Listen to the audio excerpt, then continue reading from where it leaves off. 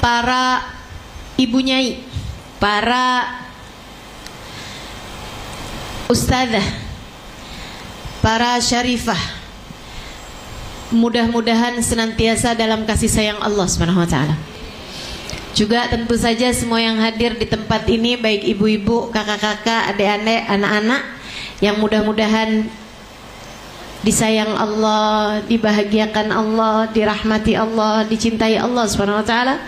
Dan apa yang kita lakukan Ramadan kemarin mudah-mudahan diterima Allah Subhanahu wa taala. Dosa-dosanya diampuni Allah Subhanahu wa taala, kurang-kurangnya ditambal Allah Subhanahu wa taala, dan semua yang kita lakukan di bulan Ramadan kemarin mudah-mudahan bisa menjadi bekal yang membawa kita kepada keridhaan Allah Subhanahu wa taala, dan juga bisa menjadi bekal untuk 11 bulan yang sesudahnya insyaallah. Amin ya rabbal alamin. Ibu-ibu, teman-teman sekalian saya muliakan, saya di pertemuan kali ini hanya akan membahas hal yang saya rasa sangat penting jadi tolak ukur, jadi sebab keselamatan kita dunia dan akhirat.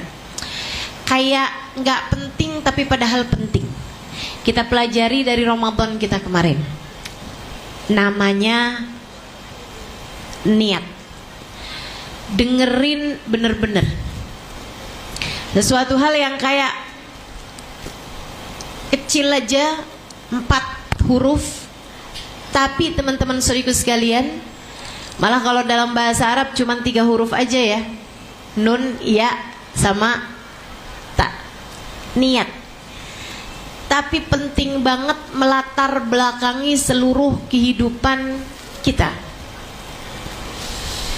Saudaraku sekalian yang saya muliakan, hal yang dalam hari-hari ini ada dalam benak saya, hal yang dalam hari-hari ini jadi pemikiran mungkin salah satu dari yang terbesar saya gitu. Masalah niat. Saudara sekalian, kita kalau lagi puasa nggak sah puasa kita kecuali kalau kita malemin niat, menurut pendapatnya Imam Syafi'i. Menurut pendapatnya Imam Malik, boleh niat awal malam dari malam-malam Ramadan. Dan kalau sisa malamnya ada malam yang kelewat dari niat, 1 malam itu niat untuk memuasakan puasa sebulan penuh itu mencukupi. Menurut Imam Abu Hanifah, boleh kalau sampai kita kelupaan niat di waktu malam, boleh niat yang penting sebelum buhur, sebelum pagi, sebelum lewat pagi. Artinya kalau misalnya niatnya itu baru habis duhur nggak boleh, tapi kalau misalnya pagi gitu masih boleh. Ini yang masalah kalau ada orang habisnya sahur dia lupa niat, habisnya sahur, habisnya sholat subuh dia tidur lagi sampai bangun-bangun jelang asar. Waduh, saya tadi malam lupa niat lagi ya tuh. Oh, kalau kayak gitu gimana tuh Ustazah? Ya dia mesti puasa, tapi puasanya nggak sah bahkan menurut Imam Abu Hanifah sekalipun. Ala kulli hal, ada perbedaan pendapat di antara imam 4, teman-teman sekalian, tapi semuanya dari Imam Syafi'i ke Imam Malik, ke Imam Abu Hanifah, ke Imam Ahmad bin Hambal, keempat semuanya mewajibkan adanya niat. Enggak sah puasamu tanpa adanya niat. Enggak sah puasa kita enggak pakai niat. Demikian pula dengan kita sholat enggak sah kalau enggak pakai niat. Kita mengerjakan ibadah-ibadah, kita enggak sah haji kalau enggak pakai niat. Bahkan sampai niat di dalam haji itu ada tempatnya tersendiri, namanya miqat, tempat ngambil niat haji ataupun umroh. Saudaraku sekalian saya muliakan, segitu pentingnya sih niat. Sampai sholat kita walaupun bacaannya bagus, walaupun semua gerakannya bagus, nggak sah loh kalau nggak pakai niat. Segitu pentingnya niat, sampai kalau kamu udah pergi suci. Kamu udah bayar tiket, kamu udah beli visanya, kamu udah nyampe ke sana, kamu udah nginep di Muzdalifah, kamu udah lempar jumroh, kamu udah wukuf di Arafah. Semuanya jadi nggak sah kalau kamu nggak pakai niat. Puasa kamu walaupun udah lapar, udah lemes, udah haus kayak apapun, kalau kamu nggak pakai niat jadinya nggak sah. Segitu pentingnya niat. Ngajarin kita buat apa-apaan pakai niat. Teman-teman sekalian, sholat aja yang 5 menit nggak sah kalau nggak pakai niat. Kok bisa-bisanya kamu jalanin hidup segini panjangnya nggak pakai niat? Sholat aja yang cuman 5 menit kurang lebihnya kamu kalau ngerjainnya nggak sah kalau nggak pakai niat. Kok bisa-bisanya kamu nikah segitu panjangnya nggak pakai niat? Kamu berumah tangga segitu lamanya nggak pakai niat? Kok bisa-bisanya kamu punya anak segitu begadangnya, segitu nyusuinnya, segitu melahirkannya dengan separuh nyawamu, kok nggak pakai niat? Bagusin niat, benerin niat, adakan niat. Jadi yang pertama mesti pakai niat, adain niatnya. Ustazah kan niat mestinya di awal-awal Ustazah. Ini saya udah berumah tangga 10 tahun nih Ustazah kagak pakai niat. Anak saya udah sampai gede-gede Ustazah, saya nggak pernah pakai niat-niat segala. Ustazah punya anak. Saya belajar, saya ini itu makan segala macam, saya nggak pakai niat loh Ustazah. Udah terlanjur kayak gimana nih? Teman-teman saya sekalian, ada tajdidun niyah. Walaupun nggak di awal. Nah kayak imam-imam yang tadi telah saya sebutkan. Ya udahlah ya. Nggak kita kerjain kayak Imam Syafi'i. Sebelum memulai puasa kita udah niat duluan. Sebelum subuh kita udah niat kayak Imam Syafi'i. Ya sekurangnya lah. Biarpun di tengah-tengah jangan sampai nggak pakai niat. Nih hidup kita nih, nggak tahu sisa berapa lagi nih. Nih yang sisanya nih, adain niat, biar ada niatnya.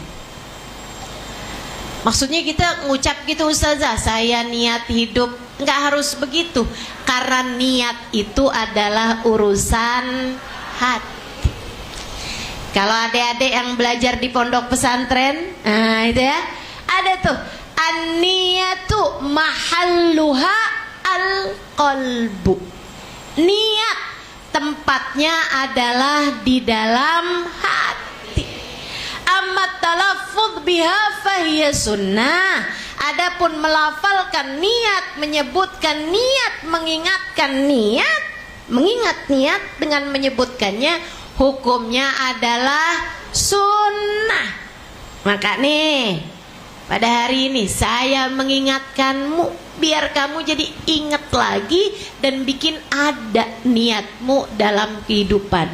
Di sisa hidupmu ini loh, hidup kamu nih, kamu niatnya mau ngerjain apa, kamu maunya apa.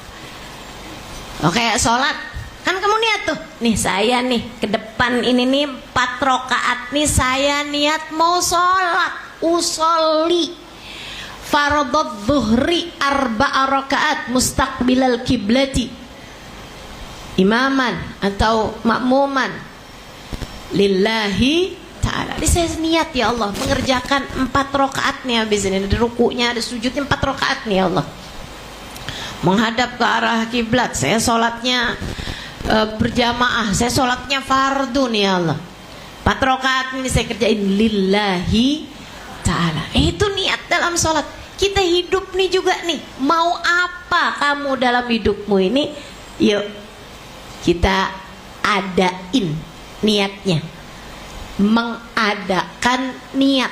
Jangan sampai hidup kita nggak ada niat. Akhirnya jadinya gitu tuh, hidup segan mati tak mau. Nggak pakai niat sih.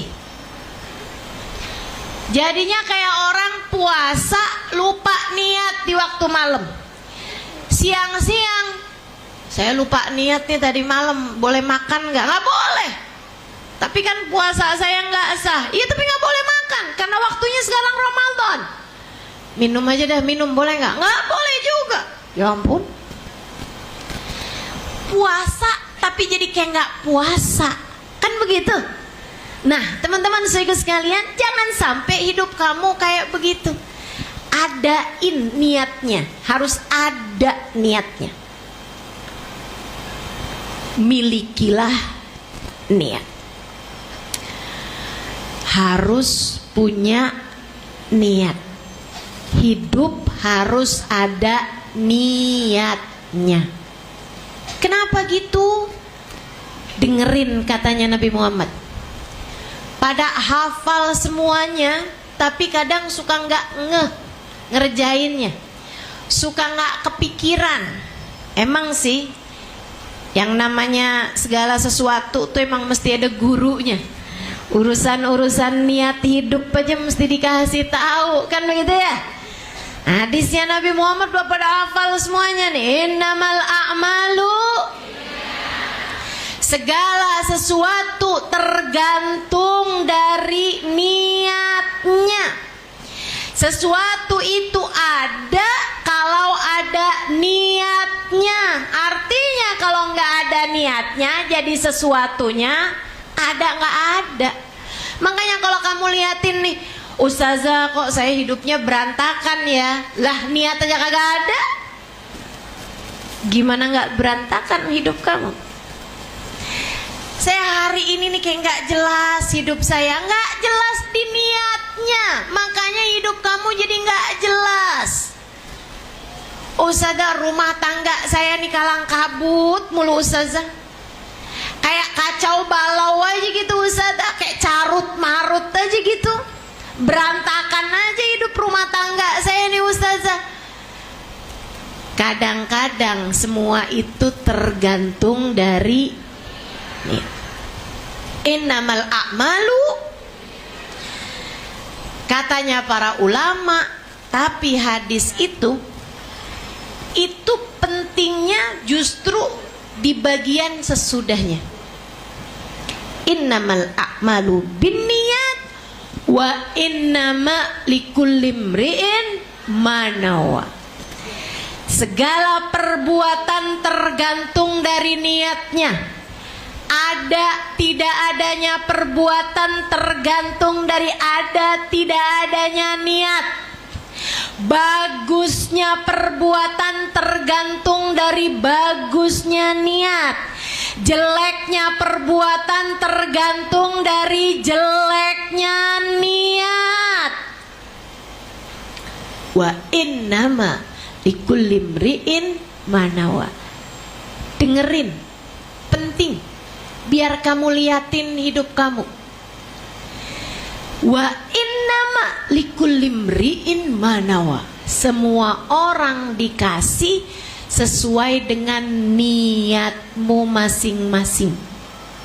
Semua orang dikasih sesuai dengan niatnya sendiri-sendiri. Kamu dikasih sama Allah sesuai dengan niatmu.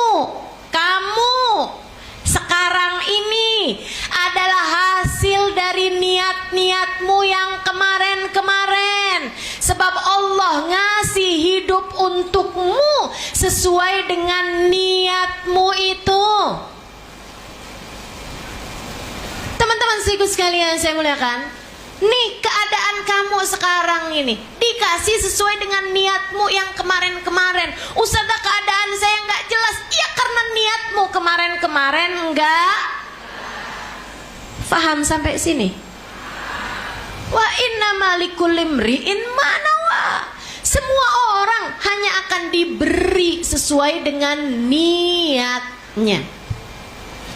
Ibu-ibu sekalian, semuanya dikasihnya sesuai dengan niatnya. Makanya kalau kamu lihat orang kaya makin kaya, Ustazah, kok itu orang kaya makin kaya ya Ustazah? Karena memang niatnya begitu.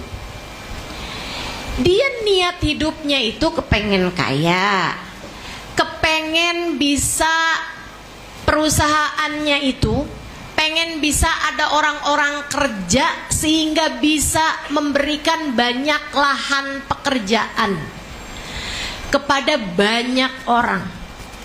Allah lihat, dia niatnya kayak begitu, pengen ngebantuin banyak orang, pengen ngasih pekerjaan kepada banyak orang, pengen ngasih banyak pendapatan buat banyak orang. Allah kasih sesuai dengan niatnya, teman-teman saudara sekalian.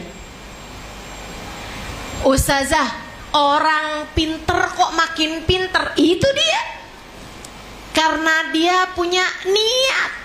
Saya kepengen nih belajar, saya terus belajar, biar apa yang saya pelajari bisa saya sampaikan lagi kepada orang lain, biar apa yang saya pelajari bisa menjadi sesuatu yang bermanfaat buat diri saya, biar saya nih sekarang nih misalnya yang jadi dokter, biar tambah ilmu saya jadinya bisa ngobatin orang. Semakin hari semakin dia punya niat semacam itu, Allah kasih terus kemanfaatan dari apa yang dia pelajari, sehingga kamu lihat orang pinter makin pinter,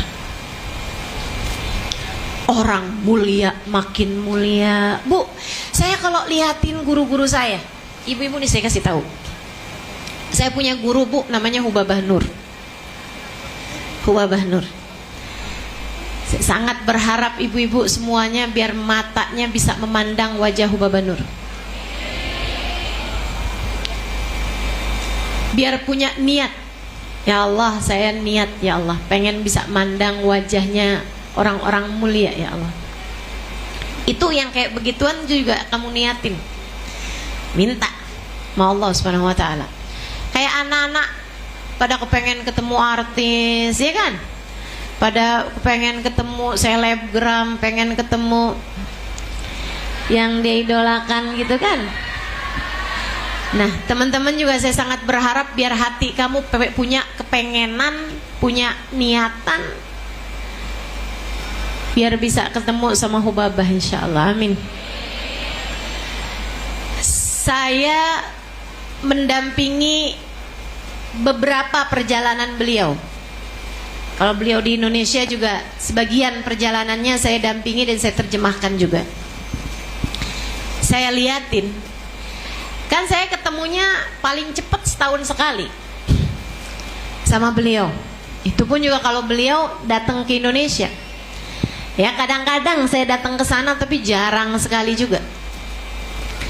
Tapi saya liatin tambah waktu, tambah solehah aja tuh orang. Tambah waktu, tambah ibadahnya tambah banyak aja tuh orang. Ibu-ibu saudara sekalian, tambah waktu, tambah indah aja hatinya tuh orang.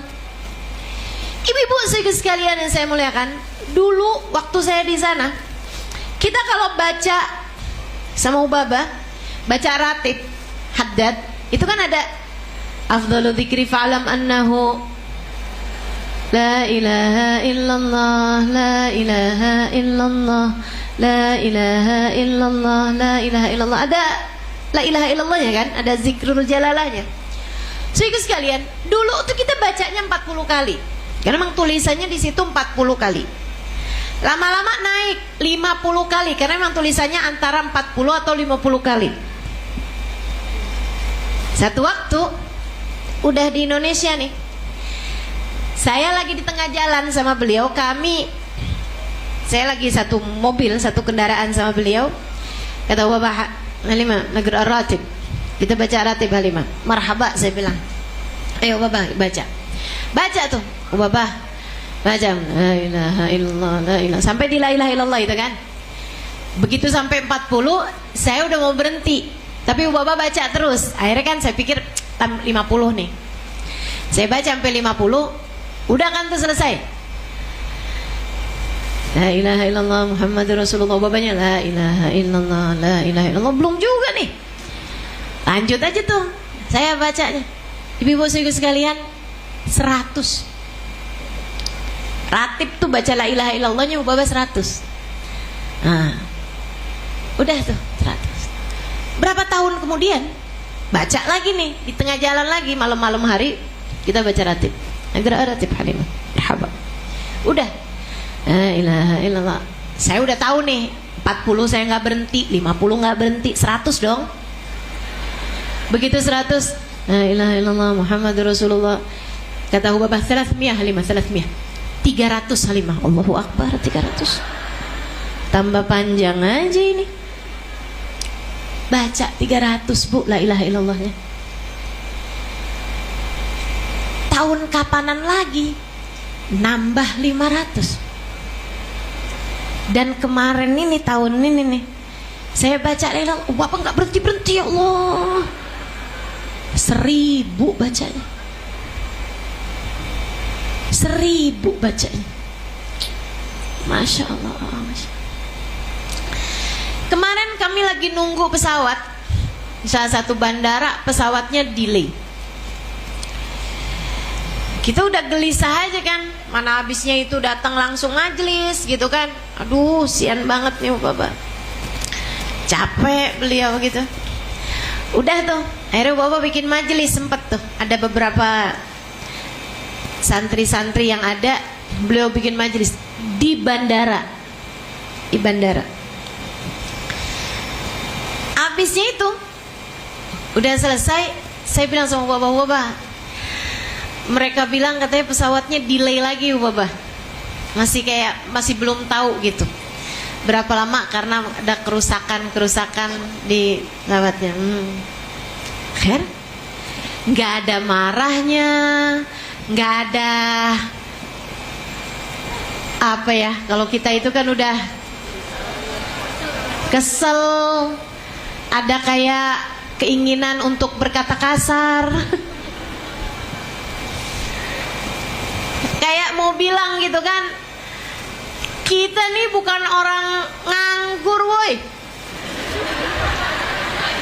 ditungguin sama jamaah, ditungguin sama banyak orang, ribuan orang nungguin Hubabah di tempat sana itu, di negeri sana itu gitu. Kayak kesel banget gitu kan. Hubabahnya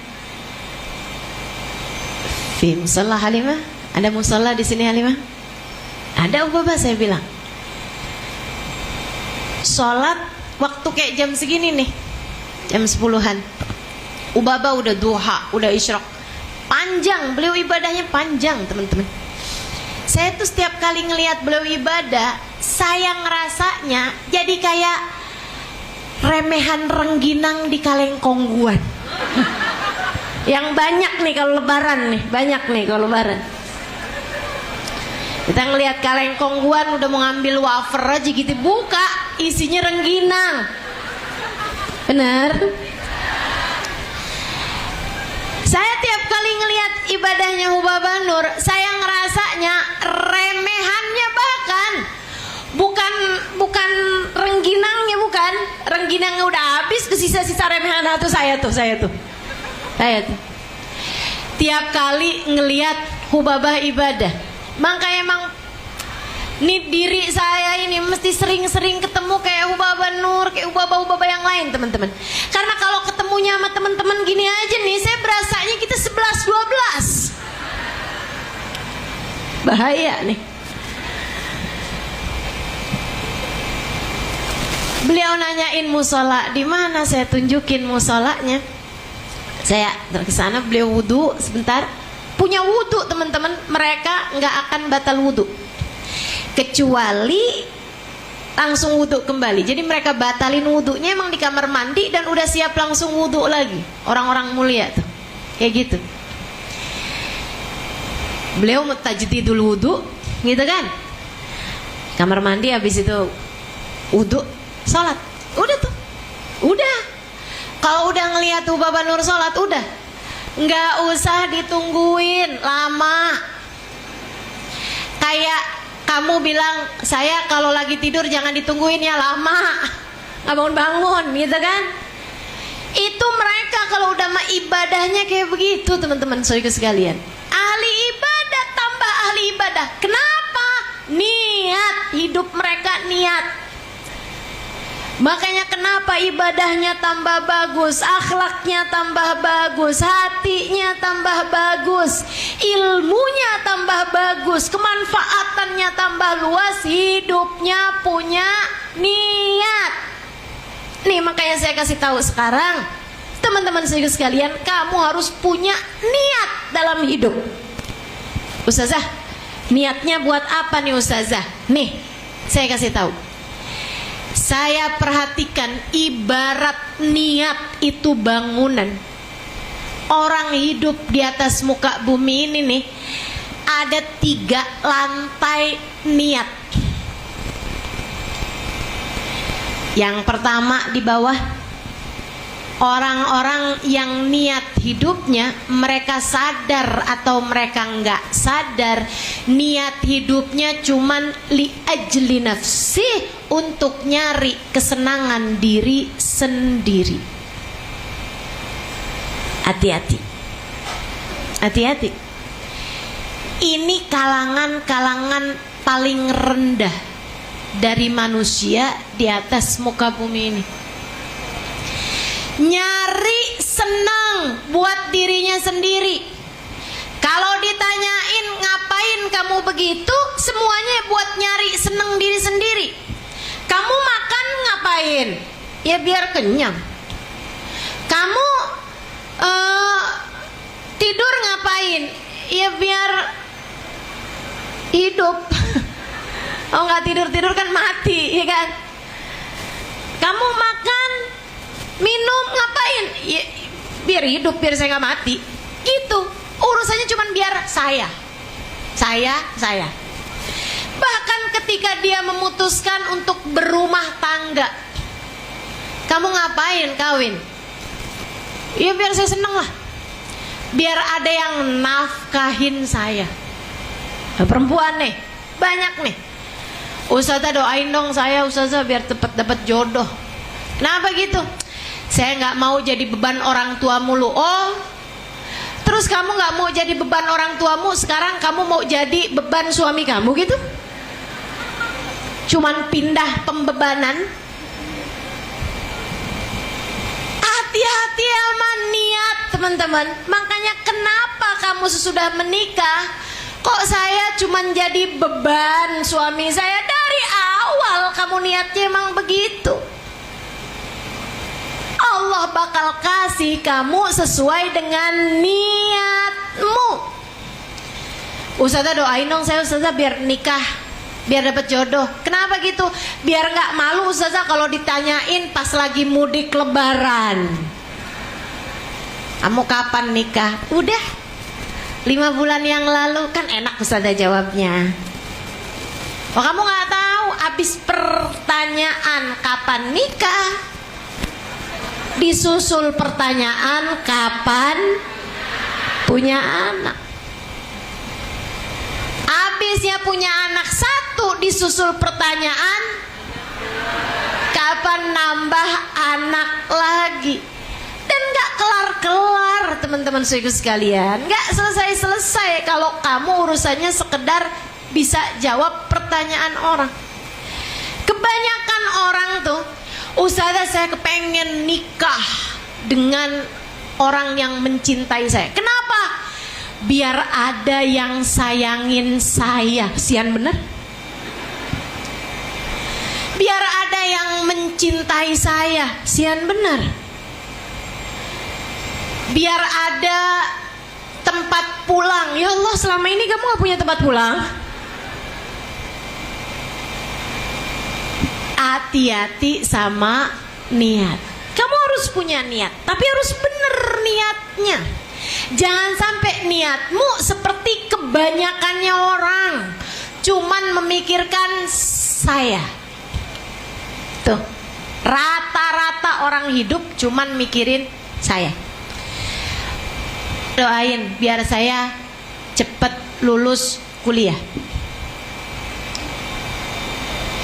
Biar kenapa? Ya biar saya bisa kerja, jadi saya punya duit, jadi saya bisa jalan-jalan, jadi saya bisa beli baju sendiri. Jadi saya.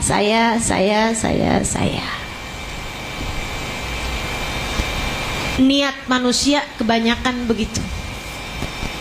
Jangan sampai kamu termasuk yang kayak gitu.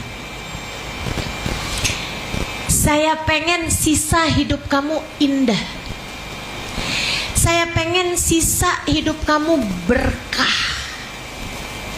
Saya berharap karena saya sayang sama kamu sebagai umat Nabi Muhammad.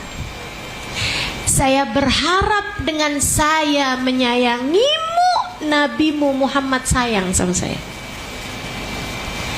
Saya menyayangimu bukan karena kamu bisa ngasih saya, bukan. Karena toh juga memang enggak juga kan. So ikut sekalian, saya menyayangimu bukan karena berharap kamu mendoakan saya. Enggak, itu yang saya harapkan. Kalau kamu doain terserah, enggak juga, enggak apa-apa kok. Enggak apa-apa. Kebangetan aja sih. Masa selama ini udah diajarin ngedoain aja enggak gitu kan. So ikut sekalian yang saya muliakan, saya menyayangimu bukan karena saya berharap sesuatu darimu, tapi karena kamu hambanya Allah. Saya berharap dengan saya menyayangimu, Allah yang telah menciptakanmu menyayangi saya.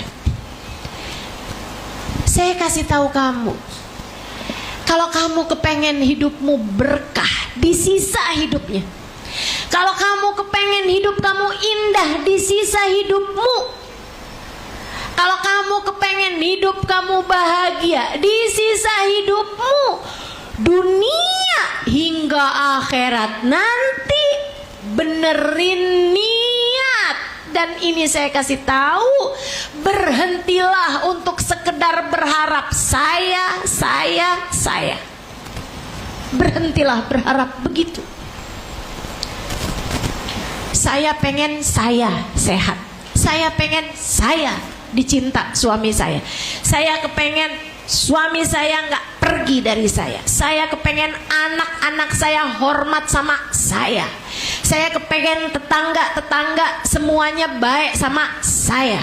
Saya kepengen teman-teman semuanya baik sama saya. Saya sholat tahajud biar saya bisa rezekinya gampang. Saya sholat duha biar rezeki saya luas. Saya baca Quran biar bisa segera berangkat umroh. Saya puasa biar saya cepat lulus kuliah. Saya. Teman-teman saudaraku sekalian yang saya muliakan, selagi hidupmu masih tentang dirimu, masih tentang nafsumu, masih tentang keinginanmu, jangan salahkan siapa-siapa. Kalau Allahnya melepaskan diri darimu, sebab Allah bilang, kamu tidak pernah melibatkanku, maka untuk apa aku melibatkan diriku padamu? Kamu gak peduli padaku, bagaimana mungkin kamu berharap aku peduli padamu? Gimana? Paham sampai sini? Kenapa kamu ngerasa, kenapa ya Ustazah, Allah gak pernah ngasih saya apa yang saya mau? Lah, kata Allah kamu gak pernah melakukan apa yang aku mau. Bagaimana mungkin kamu berharap aku memberi padamu apa yang kamu mau? Bu, Kak, Dek, Nak, hidupmu bukan tentang dirimu. Selagi kamu hidup di atas muka bumi ini hanya tentang dirimu, bersiap-siaplah untuk kecewa. Seolah Allah berkata, selama ini kamu hanya mengandalkan dirimu untuk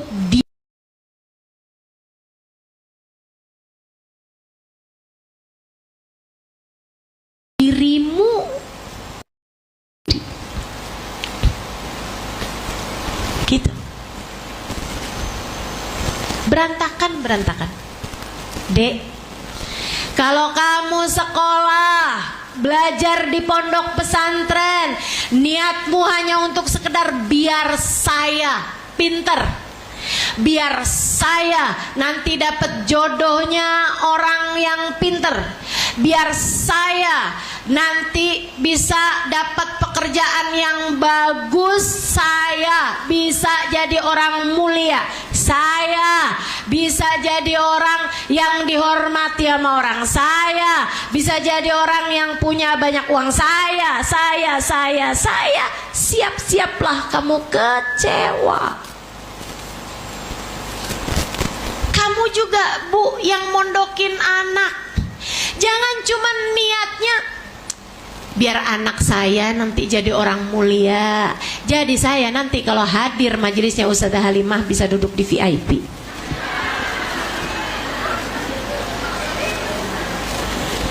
Itu doang. Rendah banget niatnya. Biar nanti anak saya nih jadi ustazah, jadi saya mondokin. Terus kalau anak kamu jadi ustazah kayak gimana? Nanti banyak dapat amplop ustazah. Terus ya kan enak saya ustazah. Siapa tahu nanti anak saya malah buka travel, jadi saya bisa sering-sering umroh, sering-sering haji. Itu kamu sedang bicara tentang kamu. Kamu nyekolahin anakmu urusan ilmu agama, urusan ilmu Allah, tapi kamu nggak niat ada Allahnya di dalam pekerjaan tersebut. Kamu hanya memikirkan tentang dirimu, tentang keinginanmu, tentang maumu. Kamu hanya sedang berbicara dan berniat untuk hawa nafsumu. Bersiap-siaplah kecewa kalau kayak begitu. Kata Allah, kamu gak peduli padaku, bagaimana mungkin aku berharap kamu berharap aku peduli padamu. Nih keadaan kamu sekarang adalah hasil dari niat-niatmu di masa lalu. Saudaraku sekalian, benerin niat biar bisa bener hidup kamu. Benerin niatnya. Niat hidupnya dulu nih dari awal. Nah nanti udah niat hidupnya bener, tiap pagi kamu ingetin diri kamu, tiap hari kamu ingetin diri kamu, dan bahkan tiap 5 waktu sholat kamu ingetin diri kamu. Nih saya mau kasih tahu. Sebelum saya kasih tahu itu, saya kasih tahu dulu teman-teman saya sekalian. Niat yang pertama ini tadi nih, hanya untuk diri sendiri. Dirinya aja yang dipikirin. Saya mau belajar masak. Biar kenapa? Biar saya bisa nyuguhin buat suami. Terus biar suami tambah sayang sama saya. Nah saya lagi. Ustazah doain anak saya, Ustazah, biar jadi anak yang berbakti sama saya. Itu kamu gak lagi doain anak, kamu lagi doain diri kamu sendiri. Kamu lagi mendoakan, kamu lagi berdoa, tapi doanya buat hawa nafsumu sendiri. Ustazah doain biar suami saya jadi suami yang soleh, yang baik sama saya. Saya pengen Ustazah suami saya itu biar jadi imam yang baik buat saya. Saya aja urusan. Saya Ustazah rajin doain rezeki buat suami saya, biar dia bisa ngasih rezeki banyak-banyak sama saya. Saya lagi. Siapa sebenarnya yang kamu niatkan itu? Ya benerin niatnya. Naik. Ada 3 lantai, ada 2 lantai yang harus kamu naikin untuk menjadikan sisa hidupmu berkah, sisa hidupmu indah. Saudaraku sekalian saya muliakan, di atas itu ada hamba-hamba pilihan yang niat hidupnya ini bahkan universal. Apa tuh Ustazah universal? Umum, orang dunia teman-teman. Ini saya nggak lagi bahas urusan akhirat, saya lagi bahas urusan dunia nih. Urusan dunia, dengerin. Yang cuman mau dengerinnya urusan dunia, ngajinya cuman untuk sekedar kehidupan dunia nih, dengerin saya. Ini teori tak terbantahkan bahkan untuk orang yang bukan muslim sekalipun. Ada orang-orang, manusia-manusia pilihan. Mereka tahu hidup bukan hanya tentang diri sendiri. Hidup adalah tentang masyarakat umum luas. Kita manusia adalah makhluk sosial. Maka lahirlah teori, kalau kamu ingin hidupmu bahagia, bahagiakanlah orang lain. Kalau kamu pingin hidup kamu indah, maka berikanlah keindahan kepada kehidupan orang lain. Naik kelasnya dari menjadi hamba untuk hawa nafsunya menjadi hamba untuk kehidupan umat manusia. Naik tingkatannya. Sehingga ada banyak orang non muslim sekalipun berbuat baik sama orang lain. Apa yang terjadi? Allah jadikan kehidupan dia baik. Saudara sekalian, itu prinsip kehidupan.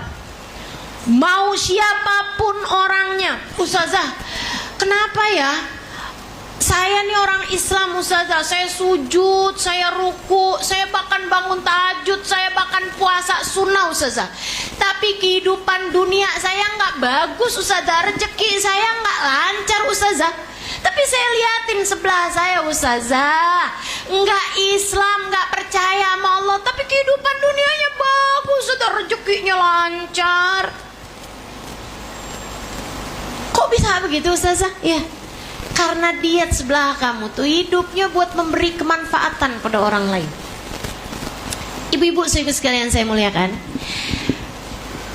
negeri paling kaya di masa sekarang ini, yang orangnya berkehidupan dengan kehidupan baik ya, naiknya cepet banget kehidupan dunianya, adalah negara Cina. Naik ekonominya sangat drastis sekali. Bukan negara paling kaya dalam artian pemerintahannya kaya atau apanya kaya gitu, maksudnya masyarakatnya itu kaya gitu. Naiknya cepet banget teman-teman saudara sekalian. Kalau kamu lihat Cina di masa 20-30 tahun yang lalu, mereka negara yang sangat miskin, sekarang udah jadi negara adikuasa. Kenapa begitu? Mereka itu mikirinnya, mereka gak percaya sama akhirat teman-teman, tapi mereka percaya sama karma. Mereka hidupnya percaya sama karma. Gimana tuh karmanya? Kalau kamu baik sama orang lain, kamu akan mendapatkan kebaikan. Maka mereka berlomba-lomba berbuat baik sama orang lain. Mereka nggak mau nipu, walaupun ada kesempatannya. Mereka nggak mau ngambil haknya orang, walaupun ada kesempatannya. Mereka kalau hutang sama orang dibayar. Kenapa gitu? Karena mereka nggak mau kalau misalnya ada orang utang sama mereka nggak dibayar. Mereka berbuat baik kepada orang lain, maka Allah pun memberi kebaikan kepada orang lain, kepada diri orang tersebut. Allah kasih kebaikan demi kebaikan. Saudara sekalian saya muliakan, saya sering ke Singapura untuk majelis ya, kan mau jalan-jalan. Saudara sekalian saya muliakan, itu orang kalau dagangan banyak ada di, saya satu waktu lihat ada di situ orang dagangan ditulisin doang harganya, terus ditaruhin kotak di situ. Ama ada di sampingnya untuk uang-uang kecil, dikletekin aja begitu. Saya tanyain, ini yang dagang mana? Ya ada Ustazah. Orangnya mana? Saya bilang, ya Ini aja Ustazah kalau mau beli yang mana nanti Ustazah masukin duitnya di situ. Kemudian kalau perlu kembalian ya ambil kembaliannya. Saya bilang nggak ada yang ngambil aja barangnya terus nggak dibayar, nggak ada. Muslim atau non Muslim kayak gitu, kayak gitu. Teman-teman sekalian, kejujuran mereka ini. Kenapa gitu?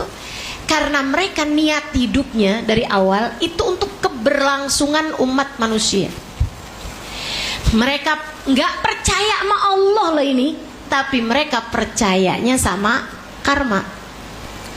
Yang Allah sebutkan kama tadin tudan, sebagaimana kamu berbuat seperti itu pula lah kamu akan dibalas. Dan karena mereka percaya adanya karma tersebut, saya mendapati mereka sama orang tuanya baik-baik.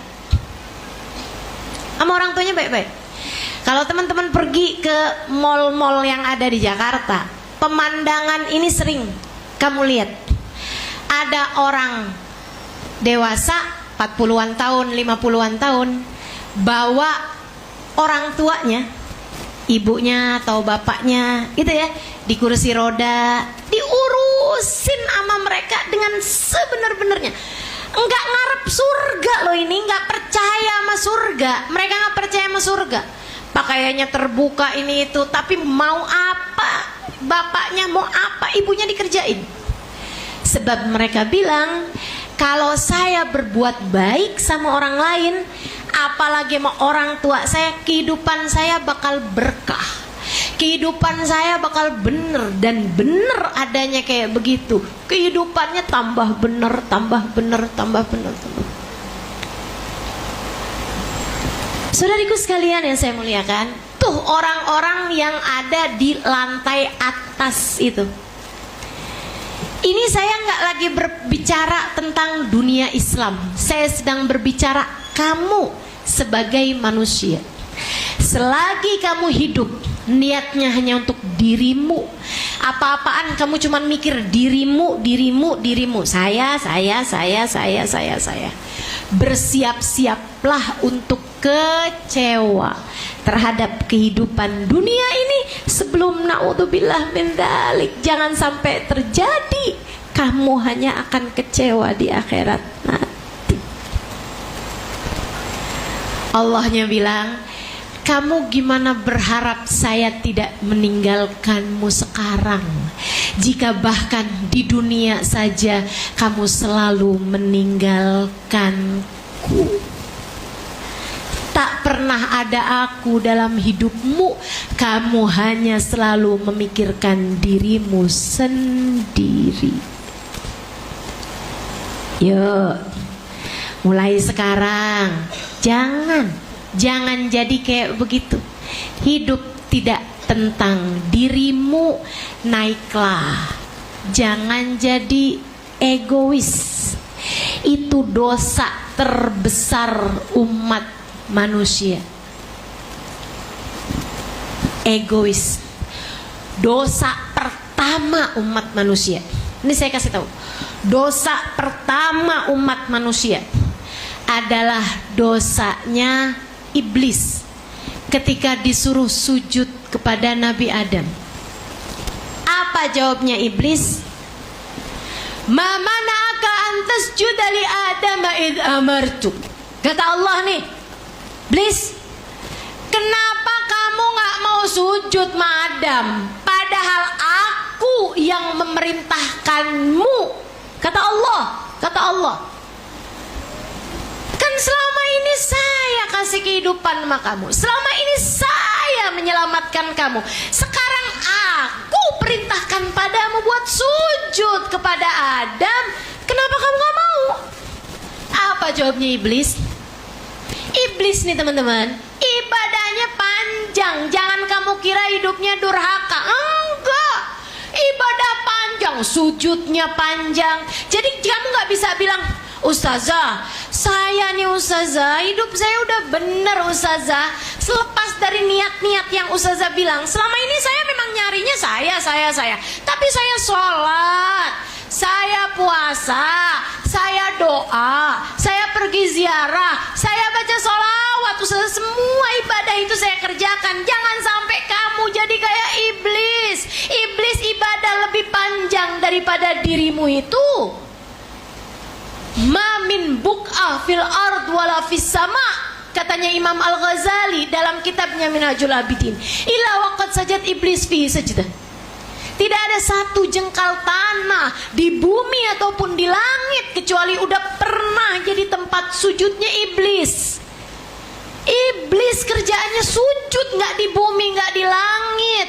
Tapi ternyata sujudnya iblis bukan mau nyari ridhonya Allah, tapi nyari kesenangan dirinya sendiri.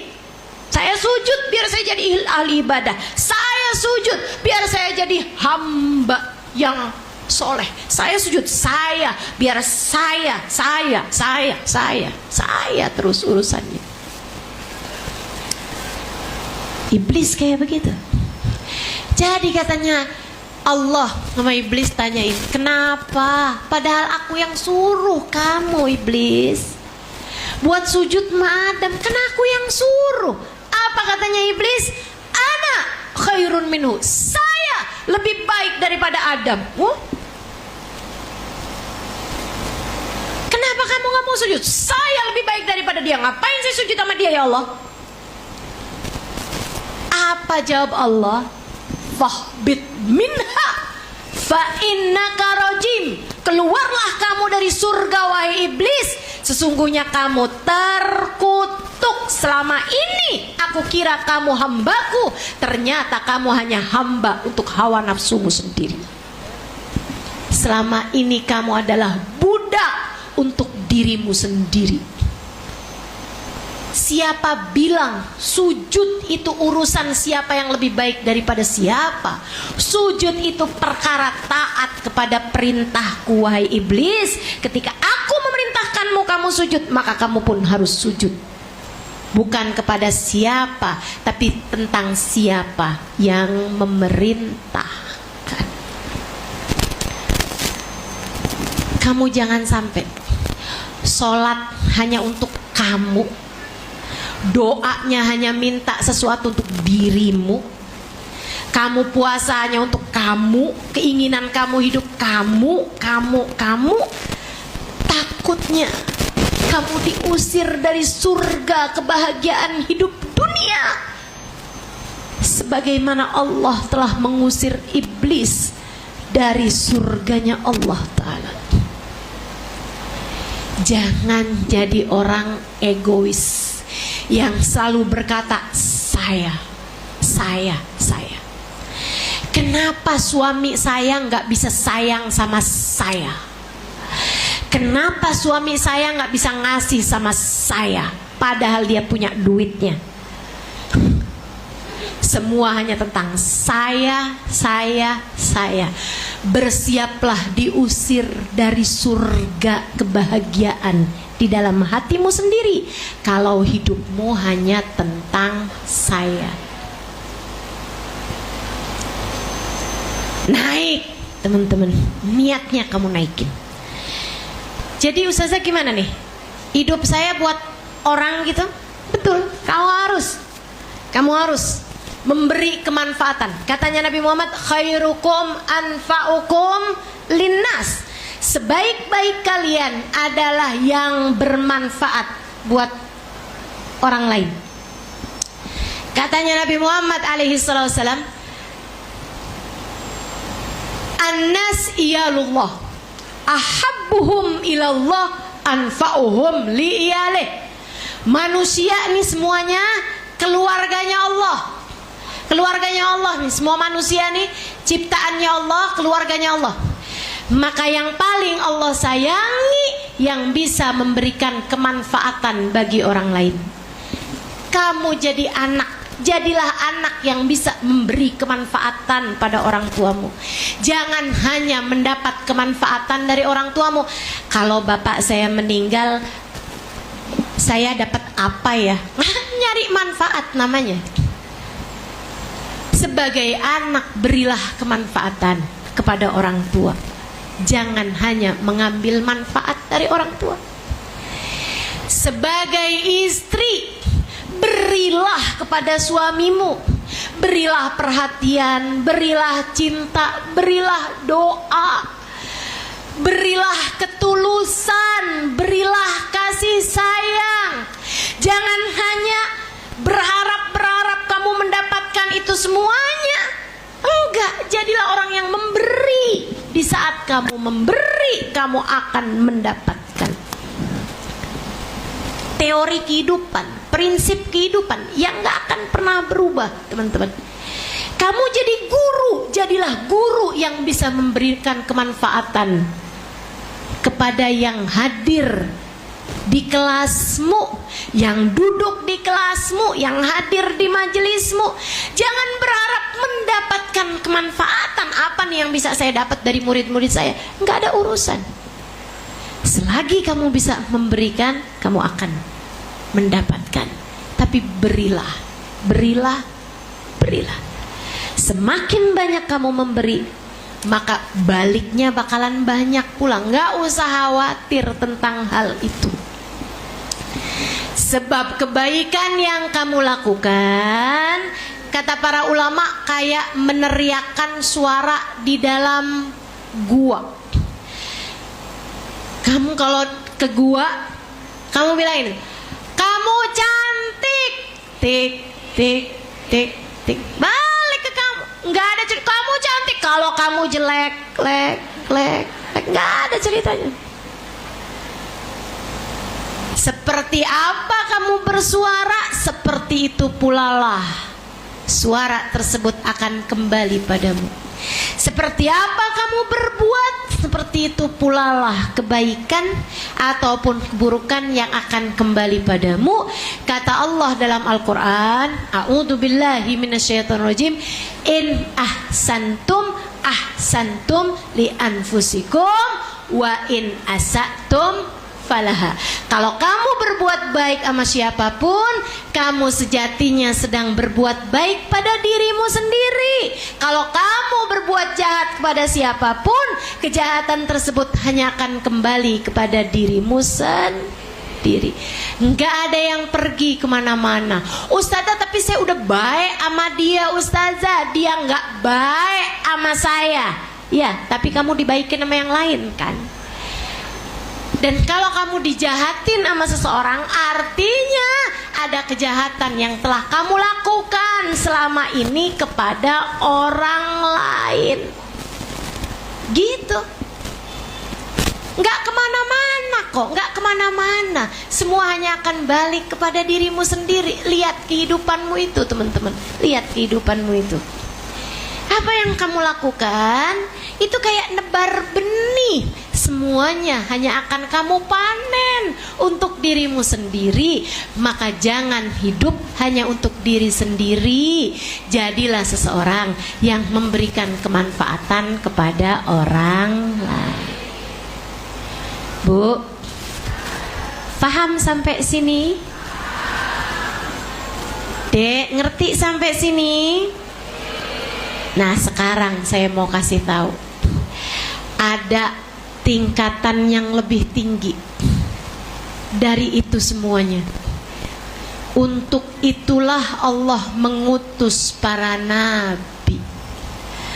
Untuk itulah Allah mengutus manusia terbaik kepada kita sekalian, baginda kita Sayyidina Muhammad, buat ngasih tahu tentang urusan tangga yang bisa kamu naikin sebagai manusia. Kamu naikin tangga untuk bisa ngerti bahwa hidup bukan hanya tentang saya, tapi untuk tentang kemanfaatan umat manusia. Tapi itu bisa difahami, tidak harus diutus seorang nabi. Ketika udah ada di lantai tengah ini, kamu udah jadi manusia seutuhnya. Itu kalau masih di lantai bawah, kamu baru separuh manusia. Kalau kamu hidup cuman mikirin buat makan makannya diri kamu sendiri, buat minumnya diri kamu sendiri, buat kawinnya diri kamu sendiri, kamu masih belum beda sama kucing. Kucing makan apa nggak makan? Kucing minum apa nggak minum? Kucing kawin apa nggak kawin? Apalagi kalau ada adik-adik jomblo nih kepengen kawin, berisik banget. Pacaran sana, pacaran sini, putus dari yang sana, pacaran lagi sama yang ini, teleponan mulu, berisik banget sih kamu kalau pengen kawin kayak.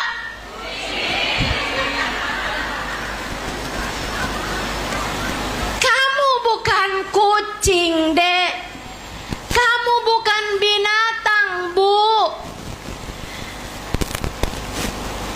Enggak punya, terus punyanya orang lain dimakan, punyanya orang lain diambil. Kamu bukan monyet. Monyet yang kayak begitu tuh, kalau nggak monyet mah bisa mikir bukan punyanya dia, nggak bakal diambil. Teman-teman saudaraku sekalian, yuk jangan jadi binatang. Tuh yang malam-malam cari-cari di saat nggak ada orang, kemudian ada makanan digrigitin, namanya apa? Kamu bukan tikus, Ibu. Kamu bukan tikus. Suaminya nggak ada, tengok sana sini, kemudian saku suami dirogoh-rogoh, mana orangnya? Kamu bukan punyanya saudara sendiri, nggak pakai izin kamu ambil, kemudian kamu pakai buat belanja. Kamu bukan.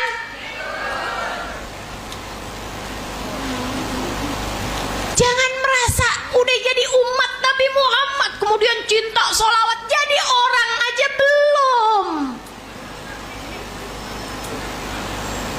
Di akhirat nanti saya akan ada di rombongan pertama-tama umat Nabi Muhammad, jadi orang aja belum. Yang digiring di belakangnya Nabi Muhammad itu manusia, bukan tikus. Yang digiring di belakangnya Nabi Muhammad manusia, bukan kucing. Yang digiring di belakangnya Nabi Muhammad manusia, bukan monyet. Maka jadilah manusia seutuhnya. Hidup bukan tentang dirimu sendiri. Kita bermasyarakat, kita bergaul, jadi istri yang benar, jadi anak yang benar, jadi ibu yang benar. Bu, kalau kamu sama anakmu dengerin mama, kamu kalau nggak dengerin mama, kamu anak durhaka. Anak durhaka tempatnya di neraka. Apalagi kalau dikit-dikit sama anaknya mukul, anaknya dicubit, anaknya dijewer. Bu, saya pernah lo lihat kucing ngegampar anaknya. Ibu pernah nggak? Kucing nabok anaknya, pernah lihat apa enggak? Nah, kamu bukan kucing, teman-teman saya sekalian. Kamu bukan binatang. Kamu bukan binatang. Kamu tuh yang bisa tengadah tanganmu mendoakan anakmu. Kamu yang bisa dengan tanganmu, kedua tanganmu kamu peluk anakmu, kemudian kamu bisikkan di telinganya, nggak apa-apa sayang, kamu nggak naik kelas nggak apa-apa, dunia nggak kiamat dengan kamu nggak naik kelas. Mama dulu juga pernah nggak naik kelas.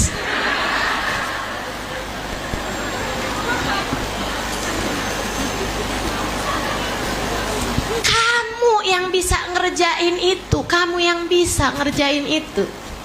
Manusia yang bisa memberikan kasih sayang lebih. Ibu-ibu saudaraku sekalian, jangan sampai kamu kalah bahkan sama binatang. Binatang aja nggak ada loh ibunya kucing yang makan anaknya, betul? Nggak ada loh ibu kucing makan anaknya. Tapi ada loh, ada. Saya pernah diceritain sama orang. Ada teman saya jadi ustazah, teman-teman saya sekalian. Lingkungan kehidupannya orang-orang nggak baik.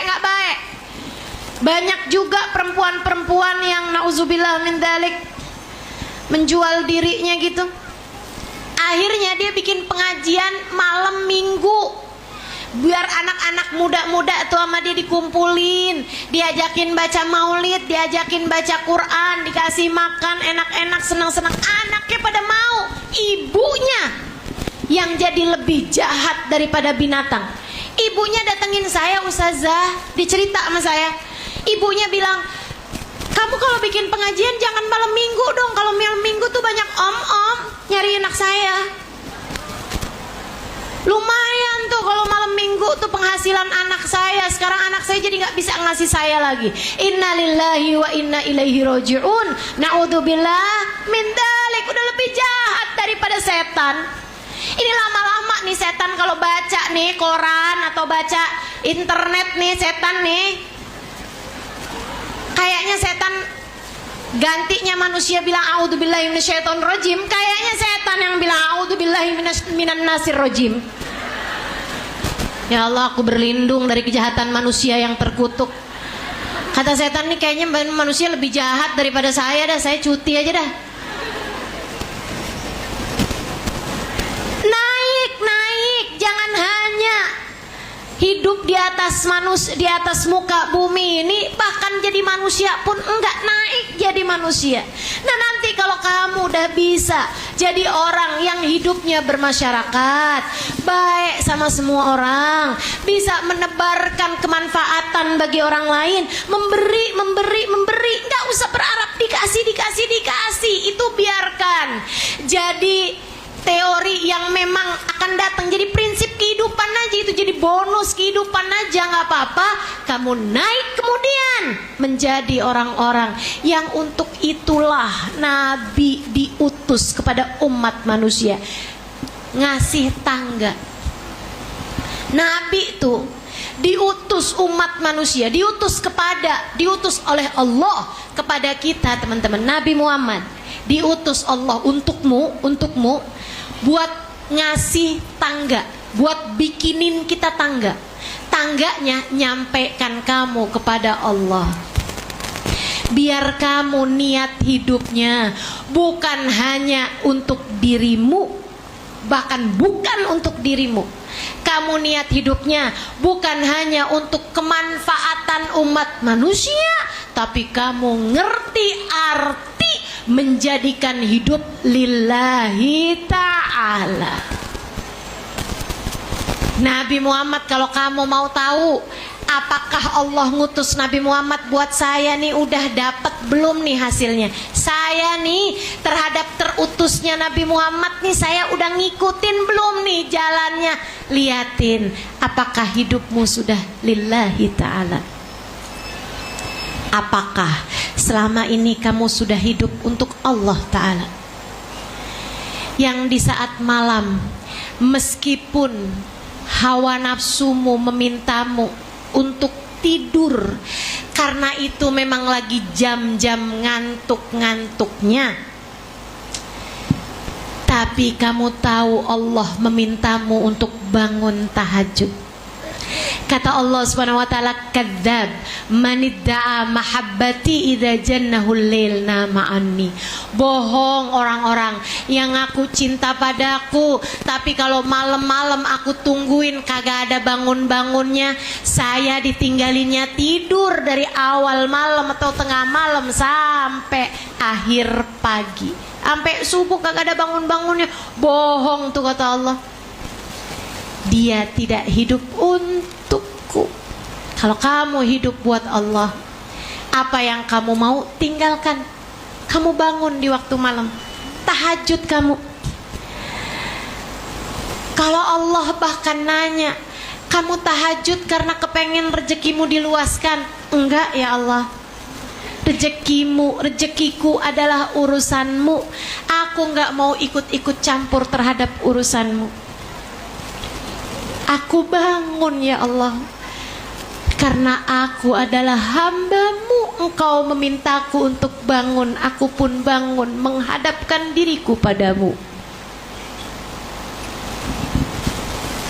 Saat itu, ketika kamu meninggalkan apapun yang kamu mau karena melaksanakan apa yang Allah mau.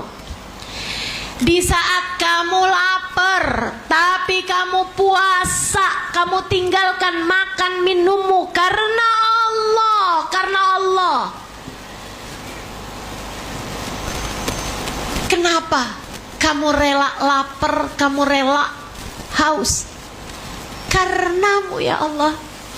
Saya sih sebenarnya sekarang pengen makan, pengen minum ya Allah. Kalau engkau tanya apa yang saya pengenkan, saya pengen makan, pengen minum ya Allah.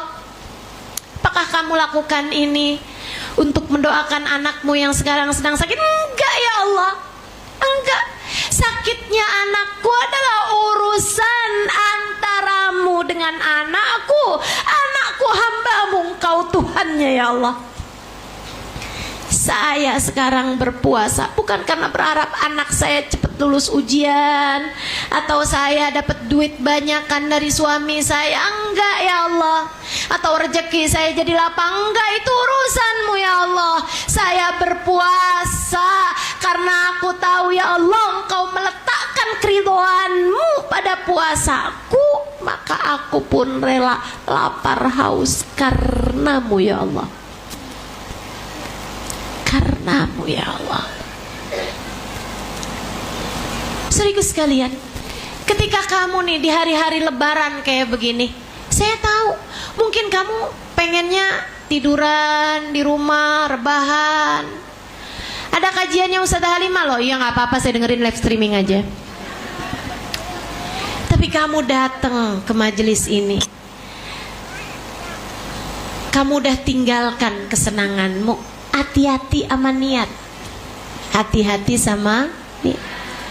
Jangan cuman sekedar Ustazah Halimah tuh suka ngibur saya kalau lagi malam-malam sedih-sedih saya buka tuh kayak Ustazah Halimah lagi ngomong gitu sama saya. Jadi sekarang pengajiannya ada di Indramayu, saya kepengen tahu mukanya Ustazah Halimah. Itu urusannya tentang saya, kan begitu? Hanya untuk memuaskan hawa nafsumu. Jangan teman-teman, niatnya buat nyari ridho Allah. Ustazah Halimah bisa ngasih tahu saya jalan yang Allah sampaikan kepada Nabi Muhammad. Saya pun mempelajarinya biar saya tahu maunya Allah untuk saya ini apa. Saya kepengen bisa jadi hambanya Allah yang mengerti bagaimana cara menjalani kehidupan seperti yang Allah mau, bukan seperti yang saya mau. Ketika kamu sholat karena Allah, ketika kamu puasa karena Allah, ketika kamu menutup auratmu karena Allah, kamu betah pakai baju kayak gitu? Panas loh, panas sih, tapi saya pakai juga. Kenapa? Lebih cakep? Enggak. Biar dibilang kalau kamu adalah perempuan soleha? Enggak, nggak ada urusan sama pandangan orang. Terus kenapa kamu pakai penutup aurat kayak begitu, baju panas-panas, kerudungan, kemudian semuanya ketutup? Kaos kaki loh, kaos kaki nggak gerah apa? Kita kan udah nggak sekolah lagi, nggak wajib pakai kaos kaki, katanya gitu. Nah, saya pakai juga. Kenapa gitu? Allah mauin saya begitu. Allah mau saya begitu. Allah mau saya pakai ini. Kamu melakukan apa yang Allah mau. Ketika suamimu lagi marah-marah, mau kamu kayak gimana? Oh, saya pengen balesin. Maunya Allah kayak gimana? Maunya Allah saya diam, sabar, mendoakan suami saya. Terus saya pun melaksanakan apa yang Allah mau. Saya melaksanakan apa yang Allah mau. Anak lagi ngomong agak kasar, marah-marah karena sesuatu hal, kesel anaknya. Kemudian kamu sebagai ibunya, kamu dimarah-marahin sama dia. Mama sih, kenapa sih mama kayak begini? Makanya mas saya akhirnya jadi kayak begini nih mama sih. Disalah-salahin. Kamu maunya kayak gimana tuh? Nih anak saya masukin lagi aja apa ke perut nih. Tapi bertanyalah pada saat itu apa yang Allah mau. Allah bilangnya, dengerin nih kata Allah, Kalau kamu besok-besok lagi marah-marah, kepengen, kesel, kepengen apapun, ingetin nih firman Allah untukmu. Firman Allah untukmu yang Allah sampaikan kepada Nabi Allah Nuh alaihi salam. Ketika Nabi Nuh pegel banget teman-teman. Ya Allah, kamu kesel, kamu pegel, kamu marah, kamu mangkel, nggak ada apa-apanya ama sebab kemangkelan kemarahannya Nabi Allah Nuh kepada umatnya. Dakwah 950 tahun kagak ada yang masuk ke agamanya, nggak lebih dari 50 orang. Ya Allah, nggak sabar ya. Setahun belum tentu dapat 1 orang loh. Saya aja nih kalau ngajar udah datang nih saya ke Indramayu, walaupun Indramayu kota saya sendiri sih ya, tapi ibarat kata yang hadir nggak nyampe 50 orang. Saya kayaknya bakalan nanya dah sama panitia, kenapa ya? Nggak pengumuman apa gimana nih? Kan begitu. Nabi Allah Nuh 950 tahun, yang ikutan agamanya nggak nyampe 50 orang. Marah dong, mangkel dong, kesel dong. Tapi nggak jadi marah karena Allah bilang, A'udzubillahi minasyaitonirrajim. Diinget-inget ini ayat, diinget-inget. Nanti kamu kalau tiap kali marah, kamu ingetin ini dah. Ya, ingetin ya, ingetin ya. Kata Allah gini nih, fasbir fa innaka bi'ayunina. Nuh, sabar, sabar, jangan marah, jangan mangkel, jangan kesel, jangan pukul, jangan bentak, jangan keluar kata-kata kasar. Sabar Nuh. Fa innaka bi'ayunina, kami sedang mengawasimu Nuh. Sabar, saya lagi liatin kamu nih sekarang. Sabar, kamu sedang diuji, kamu sekarang sedang berada dalam ujian kami wahai Nuh. Sabar, sabar, saya liatin kamu sekarang. Sabar, kamu dalam pandangan kami wahai Nuh. Ustazah, kok kayaknya nggak nyabarin kalau buat saya Ustazah? Sekarang bayangin, kamu lagi di Indomaret, bawa anak kamu atau cucu kamu umur 3 tahun. Anak kamu jalan sembarangan, dia main-mainin barang, akhirnya numpahin susu. Ada susu di situ jatuh karena ulah anak kamu, kemudian susunya tumpah. Kamu udah buru-buru aja pengen jewer. Kamu tuh tadi juga mama bilang apa? Mama udah dari awal nih masuk ke sini, mama udah bilang yang hati-hati jalannya.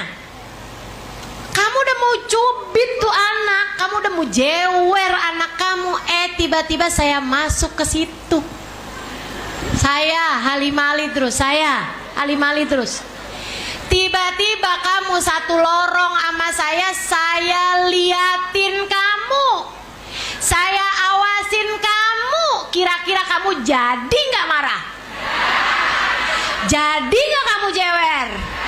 Jadi gak kamu ngomong kasar sama anak kamu?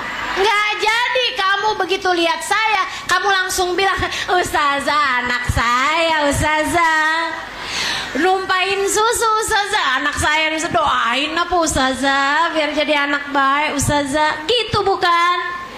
Itu baru cuman saya yang ngeliatin. Allah bilang fasbir fa innaka bi'ayunina. Sabar, aku lagi ngeliatin kamu, kata Allah. Sabar, aku sedang memperhatikanmu, aku sedang mengawasimu, aku sedang melihat bagaimana reaksimu terhadap keadaan semacam ini. Sabar, sabar. Jadi tiap kali lagi mau marah, kamu inget-ingetin Allah lagi liatin saya, Allah lagi liatin saya, Allah lagi liatin. Ya Allah, karuniakan kesabaran pada saya, karuniakan kesabaran pada suami saya, karuniakan kesabaran pada anak saya ya Allah.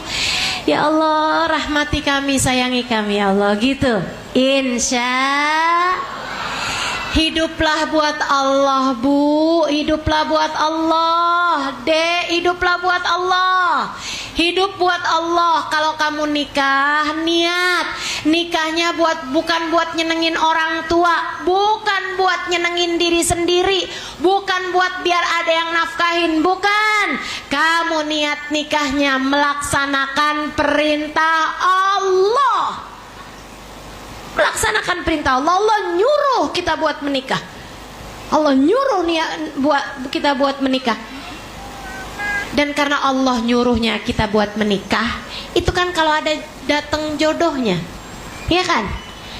Namanya perintah itu kan kalau sudah datang waktunya. Kalau kamu belum datang jodohnya, artinya kamu belum diperintah buat nikah. Santai aja deh. Halo? Kalau anakmu belum datang jodohnya, santai aja bu, santai bu. Ustazah, anak saya ini nggak kawin-kawin Ustazah. Saya suruh dia pacaran aja bagaimana Ustazah? Jangan. Ingat, fasbir fa innaka bi'ayunina. Yang sabar, Allah sedang mengawasi kita semuanya. Niat apapun melaksanakan perintah Allah. Nah, kalau udah niatin hidup kamu buat Allah, buat Allah, buat Allah, buat Allah, nanti kamu perbaharui niat setiap pagi. Saya minta kamu nih, mudah-mudahan bisa istiqomah. Sebagaimana saya meminta kepada diri saya minta juga kepada Allah, semoga saya dikaruniain keistiqomahan. Kalau pagi itu waktunya duha, ya, atau waktunya isya, kamu niat sholat istikharah, ya. Saya ngarepin kamu bisa kerjain semuanya nih sampai Ramadan, habisnya Ramadan, pokoknya seumur hidup dah.